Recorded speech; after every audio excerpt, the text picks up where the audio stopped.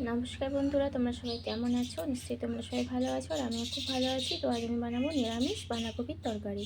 তো এখানে দেখো বাঁধাকপি কেটে নিয়েছি। নিরামিষ বাঁধাকপির জন্য এখানে আমি আদা আর শুকনো লঙ্কা আর জিরে আর একটা কাঁচা লঙ্কা দিয়ে একটা মশলার পেস্ট বানিয়ে নিয়েছি। এখানে নিয়েছি একটা টমেটো, আলু, ফোড়নের জন্য নিয়েছি তেজপাতা, শুকনো লঙ্কা আর এদিকে আছে 5 ফোড়ন। তো দেখো কড়াই বসিয়ে দিয়েছি বাঁধাকপির তরকারি বানানোর জন্য।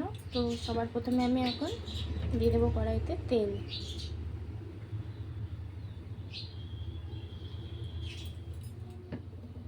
তেল দিয়ে দিলাম। তেলটা গরম হয়ে আসলে দিয়ে দেবো ফোড়ন।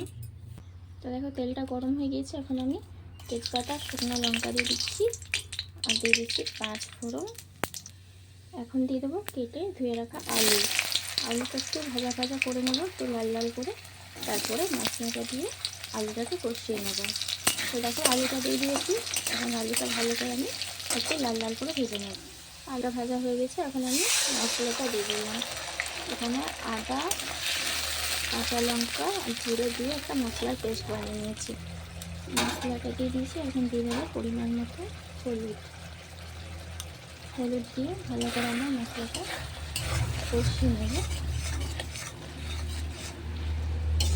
মশলাটা একটু কষানো হয়ে গেলে বাঁধাকপিটা দিয়ে দেবো।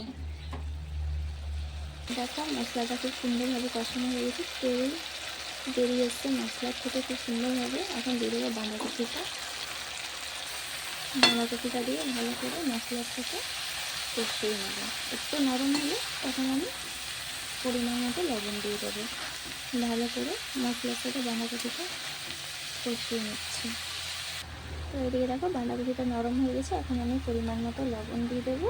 একটু নাড়াচাড়া করে জল দিয়ে ঢাকা দিয়ে 10 মিনিট মতো মিডিয়াম আঁচে আমি এটাকে রান্না করে নেব।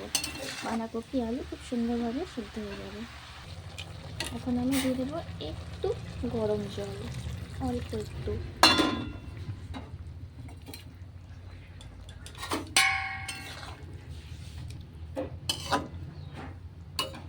নিয়ে ঢাকা দিয়ে আমি এটাকে টমেটোটা কেটে রেখেছিলাম ওটাও দিয়ে দিচ্ছি আর একটু ঢাকা দিয়ে টমেটো একটু সিদ্ধ হয়ে গেলে নামিয়ে দেবো। এখানে আমার বাটি রেডি, সিদ্ধ হয়ে গেছে। তো বন্ধুরা, তোমাদের যদি আমার এই রান্নার ভিডিওটি ভালো লেগে থাকে তো অবশ্যই লাইক করো, কমেন্ট করে জানিও যে কেমন হয়েছে। আর অবশ্যই সাবস্ক্রাইব করে দিও। তো আজকের মতো টাটা, বাই বাই। সবাই ভালো থেকো, সুস্থ থেকো।